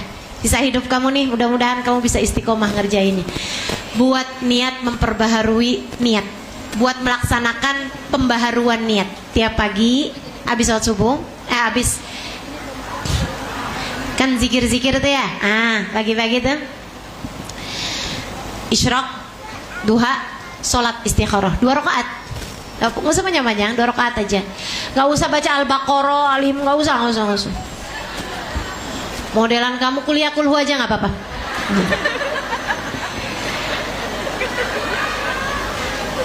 Habis selesai sholat, kamu angkat tangan. Ya, jadi yang pertama tadi itu ya. Yang pertama kamu niatkan sisa hidup kamu buat Allah. Ya Allah, saya niatkan sisa hidup saya untukmu ya Allah. Sisa hidup saya untukmu ya Allah. Saya akan melaksanakan kehidupan saya sebagai hambamu ya Allah. Saya gak mau jadi hambanya hawa nafsu. Saya gak mau jadi hambanya orang. Gak mau saya ya Allah. Saya mau nyari ridhonya orang, gak mau saya ya Allah. Saya mau nyari ridhomu ya Allah. Saya mau nyari apa yang engkau mau untuk saya ya Allah. Jangan jadikan saya seperti apa yang saya mau, jadikan saya seperti yang engkau mau ya Allah. Benerin saya sebagai hambamu ya Allah. Saya hambamu ya Allah. Jangan tolak saya dari pintumu ya Allah. Biarkan saya masuk di dalam keharibaanmu ya Allah. Jadikan saya hambamu. Saya niatkan hidup saya untukmu. Saya bernafas untukmu. Saya bergerak untukmu. Saya tersenyum untukmu. Saya makan, saya minum untukmu. Saya tidur untukmu karenamu ya Allah. Saya salat, saya ibadah, saya sedekah, saya berbuat baik untukmu. Saya menahan amarah karenamu. Saya meninggalkan dosa-dosa karenamu ya Allah. Itu yang saya mau kamu lakukan sekarang. Memperbaharui niat di dalam hatimu itu untuk sisa hidupmu kamu niatkan buat Allah. Udah teman-teman, yang jadi istri harus dikecewakan berapa kali selama ini kamu meniatkan hidup kamu untuk suamimu? Harus kecewa berapa kali? Mau kecewa lagi ke depan-depannya? Jangan. Saya minta kamu sesudah ini jadilah sebaik-baik istri, tapi bukan karena suamimu, akan tetapi karena Allah ridho kepada sebaik-baik istri. Karena itu yang Allah mau, karena itu yang Nabi Muhammad mau. Kamu berbuat baik sama suamimu bukan karena ngarepin dia berbuat baik kepadamu lagi, bukan, tapi karena kamu berharap Allah kamu melakukan karenanya, Allah yang akan membalas kebaikan-kebaikanmu. Gak apa-apa, urusan suamimu biarkan jadi urusan antara dia sama Allah. Kamu urusannya sama Allah aja, enak. Allah tidak akan pernah mengecewakan hamba-hambanya. Ingetin ucapan saya. Saya hidup sudah cukup lama. Udah 47 tahun saya hidup di atas muka bumi ini. Karenanya saya berani mengatakan kepadamu secara pasti, di hidup saya yang cukup lama ini, saya banyak belajar. Jadi kalau kamu bilang, Ustazah saya hidup lebih lama daripada Ustazah, belum tentu kamu belajar. Tapi saya belajar, teman-teman. Saya belajar dari ulama-ulama Allah. Saya belajar dari para wali-walinya Allah. Untuk itu saya berani memastikan kepadamu satu hal ini. Allah tidak akan mengecewakanmu. Selama ini kamu tidak dikecewakan Allah, kamu dikecewakan oleh hawa nafsumu sendiri. Kamu dikecewakan oleh keinginanmu sendiri. Kamu dikecewakan oleh syahwat dan ambisimu sendiri. Allah tidak pernah mengecewakanmu. Dan Allah tahu apa yang terbaik untukmu. Maka kerjakan segalanya hanya karena Allah. Enak urusan sama Allah tuh, enak. Sakit enak, sehat apalagi. Lagi susah enak, lagi gampang apalagi. Kalau urusannya urusan antara kamu sama Allah, udah enak aja tuh. Ya Allah, kok saya sekarang susah ya ekonomi saya. Oh, Engkau sedang membersihkan harta saya ya Allah. Baik ya Allah, terima kasih ya Allah. Gitu. Dia lagi disusahin ekonominya, santai aja, lagi dibersihin kok sama Allah. Bener aja, habis semuanya dibersihin, hartanya udah bersih. Sekarang tinggal digampanginnya sama Allah. Udah bersih hartanya. Dia juga gak ngerjain tambahan dosa demi dosa lagi. Gak berani-berani sama yang bukan haknya. Hartanya bersih, urusan antara dia sama Allah kasih gampang. Enak teman-teman, enak. Istri kalau berbuat baik sama suaminya hanya karena Allah, liatin. Kamu ngarepinnya balasan dari Allah, tahu-tahu hati suaminya jadi tambah lebih lembut, hati suaminya tambah lebih baik. Padahal dia nggak ngerjain karena suaminya, dia ngerjain karena Allah. Enak. Orang tua berbuat baik sama anaknya nggak karena biar anaknya begini, biar anaknya begitu, enggak. Dia ngerjain semuanya karena Allah SWT. Subhanallah, anaknya jadi anak berbakti, anaknya jadi anak Masya Allah. Allah gak pernah mengecewakan. Kerjain sesuatu karena Allah, dibales sama Allah SWT 10 kali lipat minimalnya di dunia, sebelum Allah akan membalas dengan seindah-indah balasan berupa surga. Benerin niat sekarang untuk sisa hidupmu. Kemudian kerjakan tiap hari sholat 2 rakaat di waktu pagi. Habis selesai sholat, usahakan yang khusyuk sholatnya karena Allah. Kemudian kamu bilang, ya Allah, ada hari baru yang Engkau minta aku menjalaninya ya Allah. Ya Allah, gak ngerti cara jalaninnya, kecuali jika Engkau berkenan membimbing diriku ya Allah. Bimbing hambamu ini ya Allah. Bimbing hambamu ini, biar bisa ngerjain yang benar, ngomong yang benar, berpikir yang benar, merasa dengan hati perasaan-perasaan yang benar. Minta dibimbing. Sampai akalnya minta dibimbing, hatinya minta dibimbing. Ya Allah, saya meniatkan hari ini, saya menjalaninya untuk-Mu ya Allah, maka jangan pernah tinggalkan aku. Cakep, hambanya Allah, cakep. jadi hambanya Allah indah, teman-teman saudara sekalian. Orang bisa melihat kamu gak penting, tapi selagi kamu punya hubungan yang indah antaramu dengan Allah, kalau sudah Allah menganggapmu penting, yang lain bisa apa? Orang bisa menganggapmu hina, tapi kalau sudah Allah memuliakanmu, yang lain bisa apa? Orang bisa melihatmu sebagai orang miskin misalnya, tapi kalau Allah akan mencukupimu, yang lain bisa apa? Yang lain bisa apa? Hidup bukan tentang pandangan orang, Bu. Hidup bukan tentang penilaian orang, Dek. Maka nggak usah terus-terusan terpaku kepada bagaimana orang memandangmu. Niatkan hidupmu antaramu sama Allah. Yang lagi belajar, niatin belajarnya buat Allah. Kerjain nih yang saya minta tadi ini. Tiap pagi hari bilang sama Allah, ya Allah bimbing biar saya bisa menerima ilmu dengan benar, ya Allah. Kasih kemanfaatan pada ilmu saya, Allah. Saya pengen ngerti caranya jadi hambamu yang bagus, ya Allah, yang benar, yang indah, ya Allah.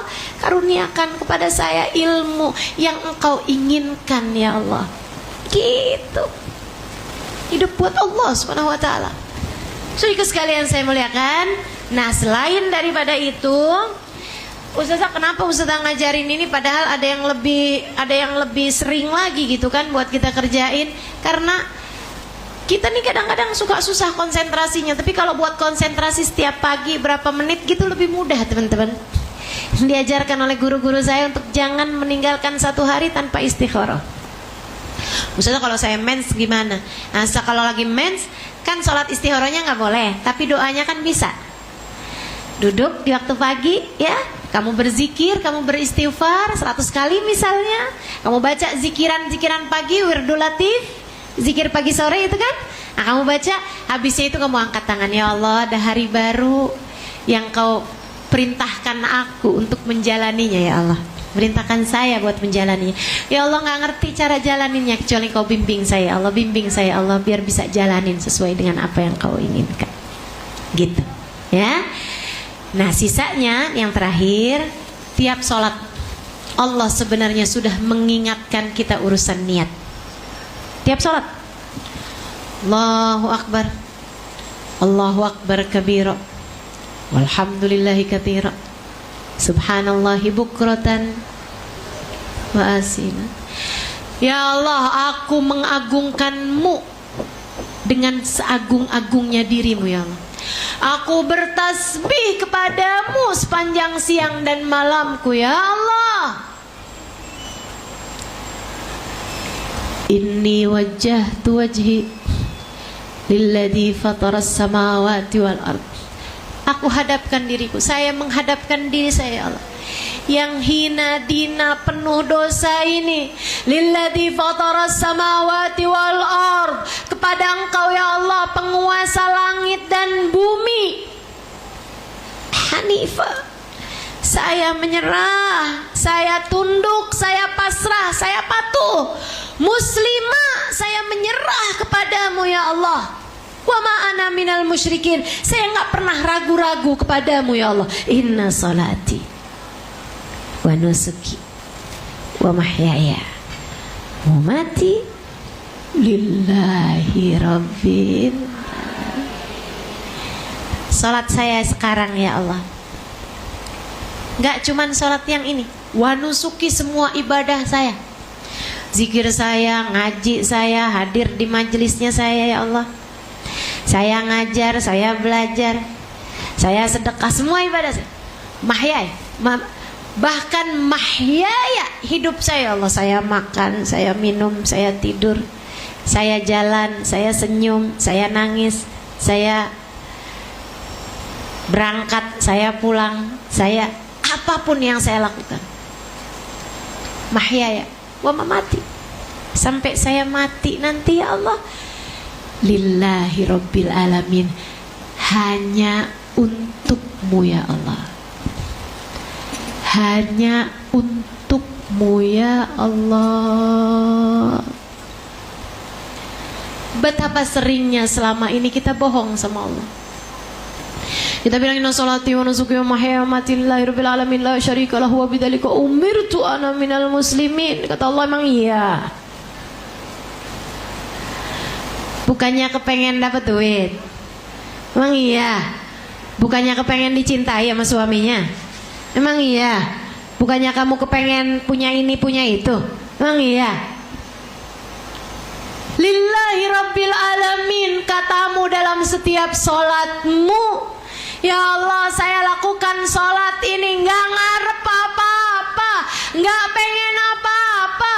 Wa mahya wa nusuki, semua ibadah yang saya lakukan, mahyaya bahkan hidup saya ya Allah, mamati bahkan mati saya ya Allah, nggak karena berharap pandangan orang, nggak karena berharap dicintai manusia, nggak karena berharap untuk mendapatkan kesenangan dunia.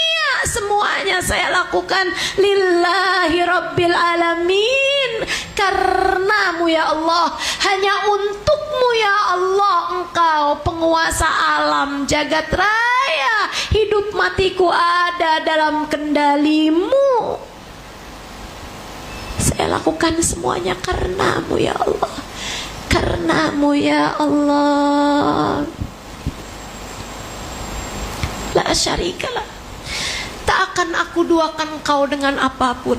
Tak akan aku duakan engkau dengan suamiku. Tak akan aku duakan engkau dengan anakku. Tak akan aku duakan engkau dengan orang tuaku. Tak akan kuduakan engkau dengan pandangan manusia. Tak akan kuduakan engkau dengan harta. Tak akan kuduakan engkau dengan uang. Tak akan kuduakan engkau dengan apapun. Aku hanya akan mencari keridhaanmu ya Allah. La syarikalah. Wa bidzalika umirtu. Aku faham, aku hidup untuk itu ya Allah. Aku hidup untuk menjadi hambamu. Aku mengerti karena engkau telah utuskan Nabi Muhammad memberitahukan hal ini padaku. Wa ma khalaqtul jinna wal insa illa liya'budun. Aku ciptakan jin dan manusia untuk aku, kata Allah, untuk ibadah padaku, untuk mendekat padaku, untuk aku. Maka kita jalani hidup untuk Allah. Jadilah sebaik-baik hamba Allah. Saat itulah Allah akan jadi seindah-indah Tuhan untukmu. Saat itulah, sebelum kamu tengadah tangan, Allah sudah berikan apa yang kamu mau. Bahkan sebelum lisan sempat berucap. Untuk hamba-hamba tercinta di sisi Allah, seperti yang Allah sampaikan dalam hadis qudsinya, wa idza sa'alani la'u'tiyanna wa idza sta'adani la'u'idzanna. Apabila kamu menjalankan kehidupanmu seperti apa yang aku mau, maka apabila kamu meminta, aku akan segera memberi padamu. Apabila kamu minta perlindungan dari sesuatu, aku akan melindungimu sehingga tidak terjadi apapun yang kamu takutkan. Ya Allah, saya takut anak saya kecelakaan. Ya Allah, aku akan lindungi anakmu. Ya Allah, saya takut ya Allah tercabutnya iman, aku akan lindungi kamu. Ya Allah, saya takut ya Allah, ntar kalau misalnya ada gempa bumi, ada bencana, aku akan melindungimu. Ya Allah, lagi naik pesawat nih ya Allah, takut jatuh ya Allah, takut jatuh, takut kena rudal nyasar ya Allah, takut kena lagi ada serangan Iran, aku akan melindungimu, kata Allah. Wa idza sta'adzani la'u'idzanna. Bahkan sebelum kamu sempat berucap, terkadang Allah sudah memberi padamu, sebab Allah tahu apa yang kamu perlukan, Allah tahu apa yang kamu mau. Jadilah apa yang Allah mau, Allah akan kasih padamu apa yang kamu mau. Jangan jadi budak hawa nafsu, jangan jadi budak manusia. Jadilah hambanya Allah, jadilah budaknya Allah. Niatkan hidupmu untuk Allah. Niatkan hari-harimu untuk Niatkan ibadahmu untuk, kalau lagi doa minta ridhonya. Dah, kayak begitu. Tuh jalan hidup. Pegangin. Bakal jadi sebab keselamatan kita dunia hingga akhirat. Amin ya rabbal alamin. Mudah-mudahan semudah mendengarnya, Allah kasih kemudahan untuk dapat mengamalkannya. Ini ilmu mahal, teman-teman. Ini ilmu mahal. Tapi yang mahal sekalipun kalau nggak dihargai hilang. Yang mahal sekalipun, yang paling berharga sekalipun kalau nggak pinter jaganya bakalan pergi. Bukan begitu? Kita niat dari sejak sekarang. Ya Allah, saya niat mengamalkan ilmu ini, dan saya minta padamu ya Allah, mampukan untuk istiqomah menjalaninya. Ala hadhihi niyah wa bikulli niyatin salihah wa ila hadratin nabi. Al-Fatihah. A'udzu billahi minasyaitonir rajim. Bismillahirrahmanirrahim. Alhamdulillahirabbil alamin. Arrahmanir rahim. Maliki yaumiddin. Iyyaka na'budu wa iyyaka nasta'in. Ihdinas siratal mustaqim. Siratal ladzina an'amta 'alaihim ghairil maghdubi 'alaihim waladdallin. Amin. Kita juga niat baca suratul Fatihah. Kita niatkan urusannya abang saya Habib Ahmad Al-Idrus dan juga Umma Iha, untuk anak-anaknya, semoga semuanya dikasih kemudahan, semoga semuanya dikasih kelancaran, dikasih keberkahan semuanya insyaallah. Ala hadhihi niyah wa bi kulli niyatin salihah wa ila hadratin Nabi Muhammad sallallahu alaihi wasallam. Al-Fatihah. Alhamdulillahirabbil alamin. Arrahmanir rahim. Iyyaka na'budu wa iyyaka nasta'in. Ihdinas siratal mustaqim. Siratal ladzina an'amta 'alaihim ghairil maghdubi 'alaihim waladdallin. Amin.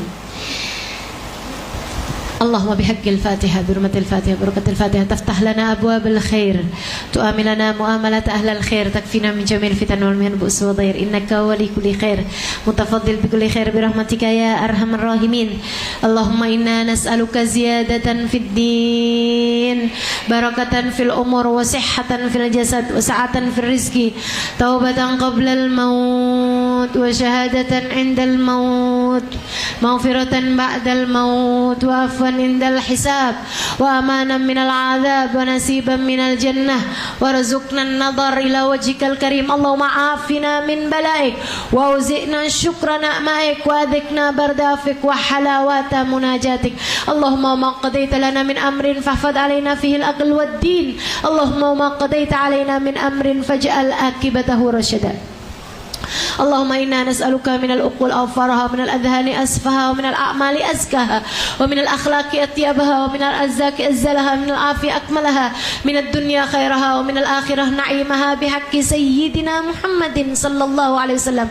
Allahumma aqsim lana min khashyatik ma tahulu bihi bainana wa baina ma'asik, wa min ta'atik ma tuballighna bihi jannatik, wa minal yaqin ma tuhawwin bihi alaina masa'ibad dunya, wa matti'na Allahumma بأسمائنا وأبصارنا وحولنا وقوتنا ما أبقيتنا إنك على كل شيء قدير واجعل ثأرنا على من ظلمنا ولا تجعل مصيبتنا في ديننا ولا تجعل الدنيا أكبر همنا ولا مبلغ علمنا ولا تسلط علينا بذنوبنا من لا يخافك ولا يرحمنا. Ya Allah, pandanglah yang hadir, yang mendengarkan saya pada saat ini dengan pandangan kasih sayang-Mu. Benerin kami ya Allah, benerin kami ya Allah, benerin perbuatan kami ya Allah, benerin ucapan kami ya Allah. Dan kami mohon padamu ya Allah, jadikan kami orang-orang yang bisa benerin niat-niat kami ya Allah. Jadikan kami orang-orang yang bisa selalu memperbaiki niat-niat kami ya Allah. Kami untuk-Mu dan hanya karena-Mu kami melakukan apapun ya Allah. Ya Allah, ya Allah, jadikan kami bisa hidup untuk itu ya Allah. Jangan biarkan niat ini pergi dari dalam hati kami. Kami hidup untuk-Mu, dan hanya karena-Mu kami melakukan apapun yang kami lakukan ya Allah. Hanya karena-Mu kami melakukan segala kebaikan-kebaikan ya Allah. Mampukan kami untuk meniatkan hal ini dalam kehidupan kami ya Allah. Jangan biarkan ia pergi dari dalam hati kami ya Allah. Ya Allah, ya Allah, ya Allah, pandanglah kami dengan pandangan kasih sayang-Mu. Benahi yang rusak di antara kami ya Allah. Ampuni yang dosa dari kami ya Allah. Tutup yang aib dari diri kami ya Allah. Ampuni yang dosa dari diri kami ya Allah. Ampuni mata yang berdosa, ampuni telinga yang berdosa, ampuni lisan dari dosa-dosanya, ampuni tangan, kaki, perut, farji dari segala dosa-dosanya, ampuni pikiran kami dari segala dosa-dosanya, ampuni hati kami dari segala dosa-dosanya. Tutup aib-aib kami ya Allah. Benahi yang rusak-rusak dari diri kami ya Allah. Ya Allah, ya Allah, pandangan kasih sayang-Mu kami harapkan untuk kehidupan kami ya Allah. Jangan pernah tinggalkan kami. Jangan pernah tinggalkan kami. Bimbing kami ya Allah agar kami dapat menjalani kehidupan seperti yang Engkau inginkan. Bimbing kami untuk dapat menjalani kehidupan seperti yang Engkau inginkan. Ya Allah, ketika kami sholat, ya Allah, bimbing untuk sholat kami sehingga sholat kami menjadi seperti yang Engkau inginkan. Ketika kami bersedekah, ya Allah, jadikanlah sedekah kami menjadi seperti yang Engkau inginkan. Yang jadi istri, jadikan ia istri seperti yang Engkau inginkan. Yang masih ada orang tua, jadikan ia anak seperti yang Engkau inginkan. Yang jadi ibu, jadikan ia seperti ibu yang Engkau mau ya Allah. Ya Allah, ya Allah, hidupkan kami seperti yang Engkau mau ya Allah. Hidupkan kami seperti yang Engkau ridhoi ya Allah. Dan matikan kami dalam keadaan Engkau ridho kepada kami ya Allah. Matikan kami dalam keadaan Engkau ridho kepada kami ya Allah. Ya Allah, ya Allah, kami mohon padamu ya Allah. Inilah hajat-hajat kami ya Allah. Kami telah membahasnya, kami telah memintanya seperti yang Engkau perintahkan. Kabulkanlah seperti yang Engkau inginkan. Allahumma rabbana atina fid dunya hasanah wa fil akhirati hasanah wa qina adzabannar. Bifadli subhana rabbika rabbil izzati amma yasifun wa salamun alal mursalin walhamdulillahi rabbil alamin. Taqabbalallahu minna wa minkum.